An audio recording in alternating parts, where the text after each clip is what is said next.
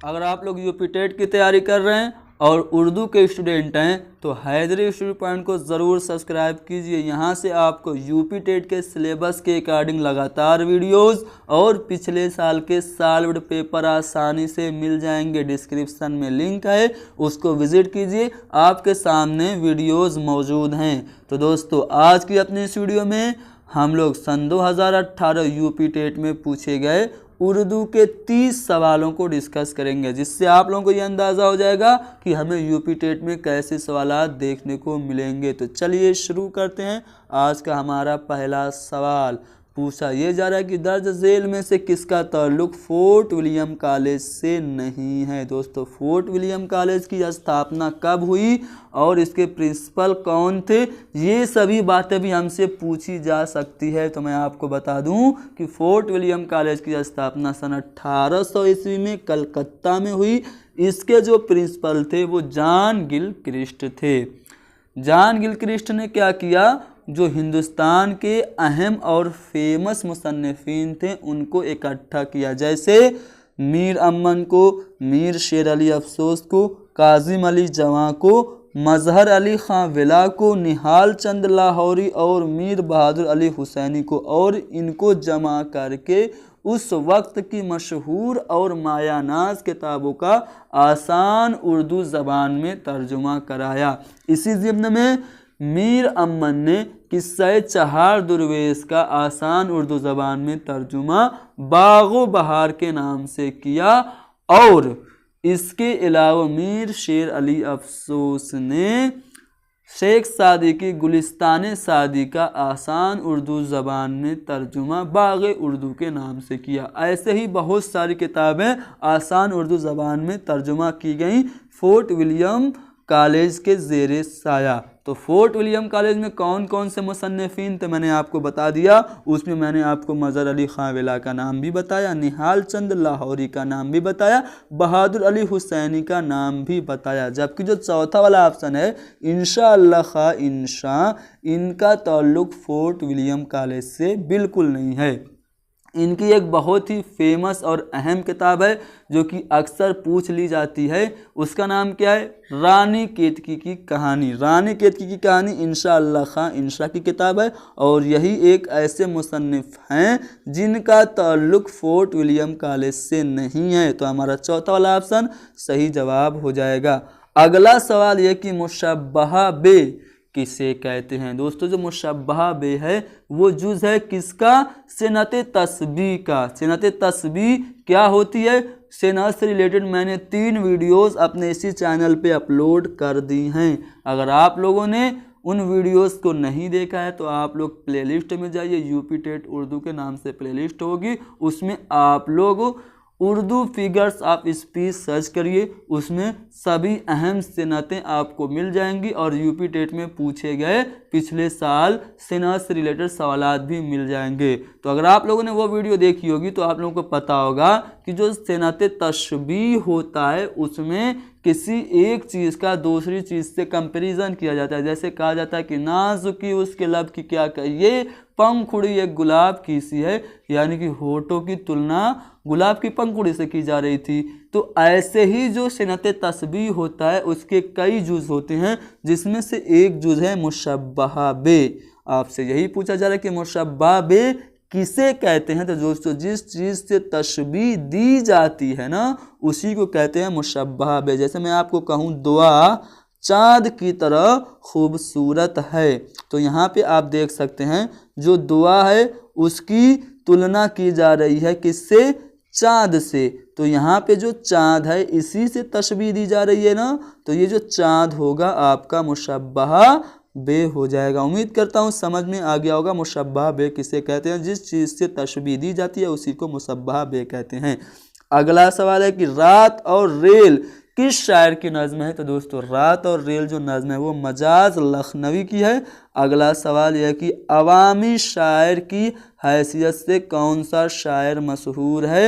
हिंदुस्तान के जो अहम शायर और मुसन्निफ हैं और उनके जो अलकाबो खिताबात हैं उससे रिलेटेड भी वीडियो आपको प्लेलिस्ट में मिल जाएगी, देखिए और आपको वो वीडियो अगर आपने देखी होगी तो आपको पता चल गया होगा कि अवामी शायर किसे कहते हैं। नज़ीर अकबराबादी को अवामी शायर कहा जाता है। अगला सवाल कि इमला की रूह से सही लफ्ज़ की निशानदही कीजिए। तो जो पहला लफ्ज़ है वो मजबूत, वो होना चाहिए था ऐसे, ठीक है।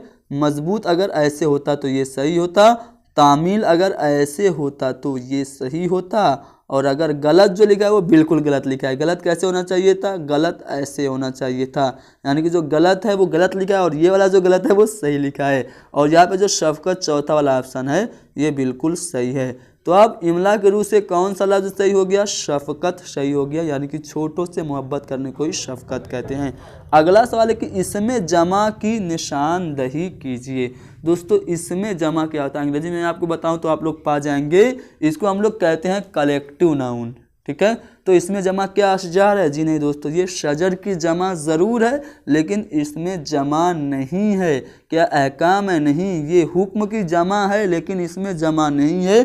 मज़ाहिब मज़हब की जमा है लेकिन इसमें जमा नहीं है। तो इसमें जमा क्या हो गया? अंजुमन हो गया, जो कि हमारा इसमें जमा है और यही हमारा जवाब हो जाएगा। अगला सवाल है कि कसीदे के अज़्ज़ाए तरकीबी की तादाद कितनी है? तो कसीदे के जो अज़्ज़ाए तरकीबी हैं वो 5 हैं। अगला सवाल है कि मिन दर्जा झेल में से कौन सा शायर तरक्की पसंद तहरीक से वाबस्ता नहीं है? तो दोस्तों तरक्की पसंद तहरीक, इससे बहुत सारे सवालात देखने को मिलते हैं। इसके बारे में मैं आपको थोड़ा सा बता दूं। तरक्की पसंद तहरीक की जो बुनियाद पड़ी थी वो लंदन में सन 1936 में पड़ी थी। किसने की थी? तो कुछ हिंदुस्तानी तालिब इल्म थे जिनमें सज्जाद ज़हीर और मुल्क राज आनंद का नाम ज़्यादा मशहूर है। इन्होंने ही लंदन में तरक्की पसंद तहरीक की बुनियाद डाली थी। क्यों पड़ी थी तरक्की पसंद तहरीक की? तो उस समय जो उर्दू अदब था उसमें बनावटीपन बहुत ज़्यादा था, जैसे बस इश्क, मासूक, उसके होठों की बात, उसके जुल्फ़ों की बात, यही सब हो रही थी।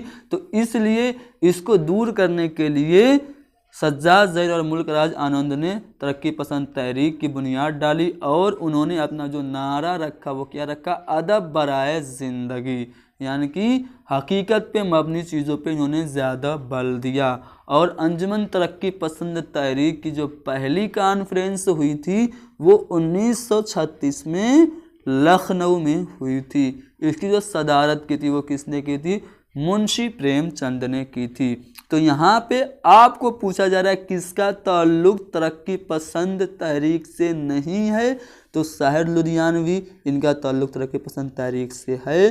फैज़ अहमद फैज़ इनका भी है। मजरूह सुल्तानपुरी का भी है, लेकिन जो शाद अजीमाबादी हैं इनका ताल्लुक नहीं है तरक्की पसंद तहरीक से। तो यही हमारा सही जवाब हो जाएगा। अगला सवाल यह कि मीर तकी मीर कहाँ पैदा हुए? सबको पता है मीर तकी मीर दिल्ली में ज़्यादा रहे हैं, तो इसलिए हमको दिल्ली नहीं लगाना है। जी नहीं, मीर तकी मीर ने दिल्ली और दिल का मरसिया लिखा, इनको खुदाए सुखन कहा जाता है, लेकिन ये पैदा हुए थे आपका आगरा में। अगला सवाल ये कि कृष्णचंद्र किस तहरीक से वाबस्ता नावल निगार हैं? तो अभी मैंने आपको तरक्की पसंद तहरीक की पूरी हिस्ट्री बता दी। तो कृष्णचंद्र जो हैं वो इसी तहरीक से, यानी कि तरक्की पसंद तहरीक से वाबस्ता नावल निगार हैं। बहुत अहम अहम नावल उन्होंने लिखी, ठीक है। कुछ नावल और उनके मुसन्निफ, इनसे रिलेटेड भी वीडियो आप हमारे चैनल पर देख सकते हैं।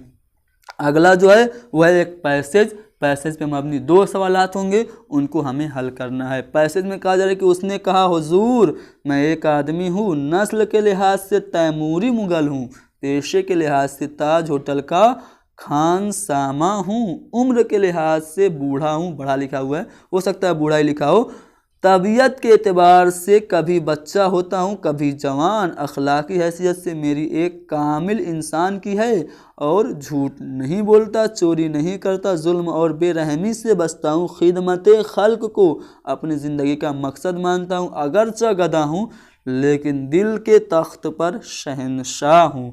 तो ये है पैसेज। अब इससे रिलेटेड हम सवाल देखते हैं। पहला सवाल है कि इस जो इक्तबास है, इक्तबास का इजहार बयान किस पैराए में है? तो दोस्तों आप देख सकते हैं, ये जो आप पढ़ रहे थे इसमें आपको मज़ा आया होगा, यानी मज़ा होगा, और वो तंज़ भी कर रहा है, तो तंज़ो मज़ाह के पैराए में जो इक्तबास आपने पढ़ा उसका इजहार है।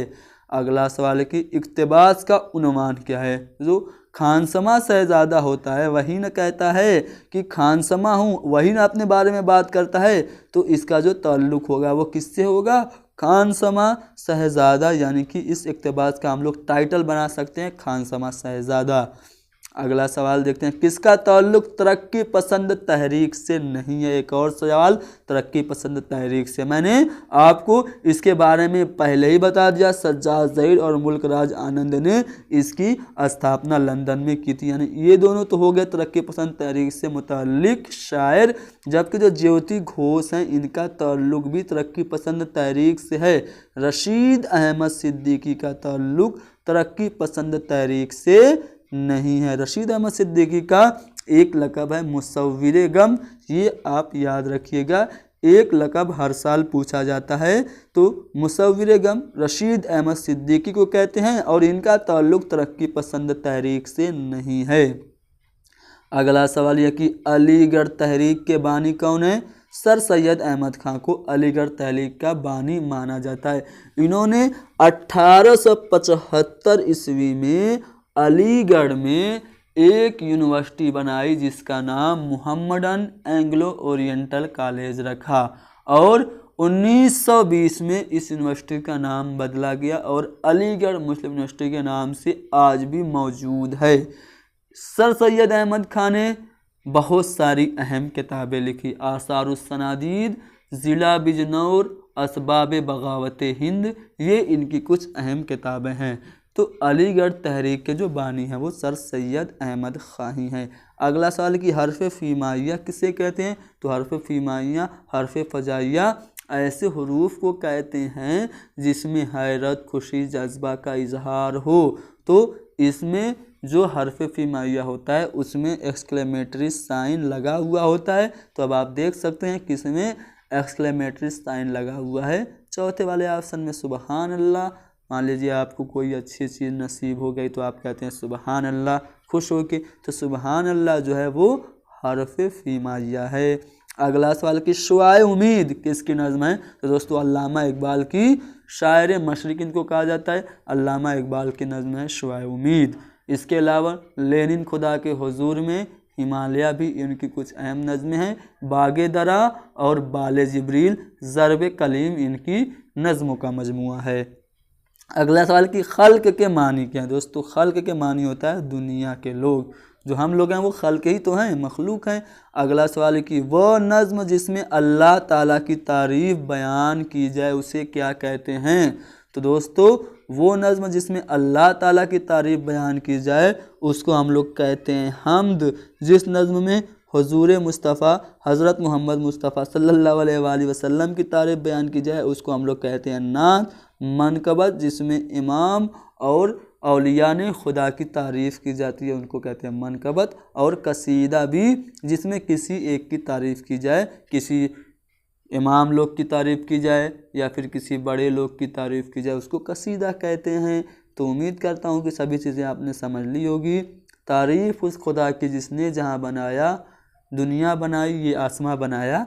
ये जो मिसरे हैं वो किसके हैं, हम्द के हैं। ठीक है, अगला सवाल देखते हैं नज़्म के लोगवी माने क्या हैं। दोस्तों नज़्म को हम लोग क्या कहते हैं, मोती पिरोना नज़्म का लोगवी माना है। अगला सवाल है कि मिंदरजा झैल में से कौन मज़ाह निगार नहीं है। दोस्तों कन्हैया लाल कपूर बिल्कुल मज़ाह निगार हैं। ठीक है, पतरस बुखारी भी हैं और रशीद अहमद सिद्दीकी भी हैं। जबकि जो मुंशी प्रेमचंद हैं ये क्या हैं, अफसाना निगार और नाविल निगार हैं। दोस्तों इनके जो नाविल हैं उसमें गबन, गौदान, ठीक है, मैदान अमल जिसको हिंदी में कर्ब मूवी के नाम से जाना जाता है, सेवा सदन जिसको उर्दू में जाना जाता है, उर्दू में पता नहीं याद नहीं आ रहा है, हाँ बहरहाल। तो ये सभी जो आपके सामने मैंने बताई वो नावल किसकी थी, मुंशी प्रेमचंद की। बड़े घर की बेटी और आपका पूस की रात, नमक का दारोगा, ये सभी जो अफसाने थे वो मुंशी प्रेमचंद के थे। तो मुंशी प्रेमचंद ये अफसाना निगार और नावल निगार हैं। इनका ताल्लुक़ जो वो मज़ा निगारी से नहीं है। अगला सवाल है कि मिंदरजा झैल में से कौन सा जुज़ कसीदा का नहीं है। तो दोस्तों जो रज़्ज़ है वो आपका इसका जुज़ है वो आपका मरसिया का जुज़ है, और तशबीब, गुरेज और मद्दा ये तीनों कसीदे के जुज़ हैं। कसीदे के कुल कितने जुज़ होते हैं? आपके 5 जुज़ होते हैं। अगला सवाल कि कलाम में किसी मशहूर वाक़या या किसी मजहबी रिवायत की तरफ इशारा करने को क्या कहते हैं? तो दोस्तों जब हम लोग कलाम में किसी मशहूर वाक़या, किसी किस्सा या फिर मजहबी रिवायत की तरफ इशारा करते हैं तो उसको सिनत तलमी कहते हैं। जैसे मैं आपको कहूँ कि बेखतर कूद पड़ा आतिश नमरूद में इश्क, बेखतर कूद पड़ा आतिश नमरूद में इश्क, अक्ल है महवे तमाशाए लबे बाम अभी, तो इसमें हज़रत इब्राहीम अलैहिस्सलाम के ज़माने का तज़किरा हो रहा है कि वो कैसे नमरूद के ज़रिए जो आग लगाई थी उसमें वो कूद गए थे और आग ठंडी हो गई थी। इसी तरह निकलना खुल्द से आदम का था हमने सुना, लेकिन बड़े बेआबरू होके तेरे कूचे से हम निकले, तो यहाँ पे हज़रत आदम अलैहिस्सलाम की बात हो रही है। तो ये भी एक तारीख़ी वाक़या है। तो इस शेर में भी सिनत तलमी है। तो उम्मीद करता हूँ सिनत तलमी क्या होता है आपने जान लिया होगा। अगला सवाल देखते हैं। मिन ज़ेल अल्फाज में से इसमें मफ़ऊल की निशानदही कीजिए। दोस्तों इसमें मफ़ऊल क्या होता है? जिस पे काम किया जाए, इसको अंग्रेज़ी में कहते हैं ऑब्जेक्ट। तो कत्ल बिल्कुल इसमें मफ़ऊल नहीं है, कातिल ये इसमें फ़ाइल है, मक्तल भी नहीं है, बल्कि क्या है मकतूल जो है वो क्या है इसमें मफ़ऊल है, यानी जिसका कत्ल किया जाए। तो उम्मीद करता हूँ मकतूल क्या है इसमें मफ़ऊल है, आपने जान लिया। अगला सवाल देखते हैं। गुले नगमा किसकी तसनीफ़ है? तो दोस्तों फ़िराक गोरखपुरी, जिनका नाम रघुपति सहाय है, ठीक है, गोरखपुर में पैदा हुए थे। ये क्या थे? इनको हिंदुस्तान के द्वारा पद्म भूषण भी मिला था। गुले नगमा इनकी नज़्म है। अगला सवाल यह है कि तंज़ियात और मज़हकात के मुसन्निफ़ कौन है? रशीद अहमद सिद्दीकी हैं। इनका जो खिताब है वो क्या है? वो इनका खिताब जो है वो मुसव्विर गम है। अगला सवाल यह है कि आती हैं इसको देखने मौजे कसा कसा, आती हैं उसको देखने मौजे कसा कसा, साहिल पे बाल खोले नहाती है चांदनी। इस शेर में कौन सी सिनत है? तो दोस्तों जब किसी भी कलाम में किसी चीज़ की इल्लत या वजह वो बताई जाए जो कि असल में ना हो तो उसको हम लोग हुस्न तालील कहते हैं। इसमें कहा जा रहा है कि आती हैं उसको देखने मौजे कसा कसा, साहिल पे बाल खोले नहाती है चांदनी, यानी कि जो मौजे हैं वो हलकोरे अपना ले रही हैं, तो इसको ये कह रहा है कि जो चांदनी बाल खोले हुए है उसी को ये देखने आ रही है। हालांकि ये बात बिल्कुल नहीं है। शायर क्या कर रहा है? यहाँ पे किसी चीज़ की इल्लत नहीं है, असल वजह वो नहीं है, बल्कि वो वजह बता रहा है। तो इसलिए इसमें क्या हो गई? हुस्न तालील हो गई। जैसे एक शेर है कि प्यासी जो थी सिपाही खुदा 3 रात की, प्यासी जो थी सिपाही खुदा 3 रात की, साहिल पे सर पटकती थी मौजें फुरात की। इस शेर में भी सिनत हुस्न तालील है। अगला सवाल कि सर सैयद अहमद खां की वफ़ात कब हुई थी? तो दोस्तों इनकी जो पैदाइश हुई थी वो 1857 में हुई थी, जब हिंदुस्तान में पहली क्रांति हुई थी, पहला स्वतंत्र संग्राम हुआ था। ठीक है, नहीं सॉरी 1857 में नहीं, शायद मैं दूसरी चीज़ बता रहा हूँ। ठीक है, शिबली नोमानी के शायद उसमें हुई थी। बहरहाल सर सैयद अहमद खां की जो वफ़ात विलादत हुई थी वो कब हुई थी? 17 अक्टूबर 1817 को। शिबली नोमानी के मेरे ख्याल से 1857 में पैदाइश है। पढ़ते हैं अगले सवाल की तरफ। आखिरी सवाल है, आगा हश्र काश्मीरी का इंतकाल कहाँ हुआ था? दोस्तों आगा हश्र काश्मीरी को उर्दू ड्रामे का शेक्सपियर कहा जाता है, या हिंदुस्तान का शेक्सपियर कहा जाता है। जिस तरह शेक्सपियर ड्रामे लिखने के लिए मशहूर हैं, उसी तरह आगा हश्र काश्मीरी उर्दू में ड्रामा लिखने के लिए मशहूर हैं। इनका जो इंतकाल हुआ था वो कहाँ पे हुआ था? तो इनका इंतकाल लाहौर, जो कि इस वक्त पाकिस्तान का हिस्सा है, उसमें हुआ था। तो दोस्तों यूपी टेट सन 2018 में पूछे गए 30 सवाल और इससे रिलेटेड बहुत सारे अहम पॉइंट्स यहाँ पे डिस्कस कर दिए गए। उम्मीद करता हूँ कि आपको समझ में आ गए हैं और वीडियो पसंद आई है तो इसको ज़्यादा से ज़्यादा शेयर कीजिए। यूपी टेट, जो कोई भी यूपी टेट का फॉर्म भरा है, उर्दू का तालिब इल्म है, उस तक ये वीडियो पहुँच जानी चाहिए। Thank you very much. Best of luck for your exams.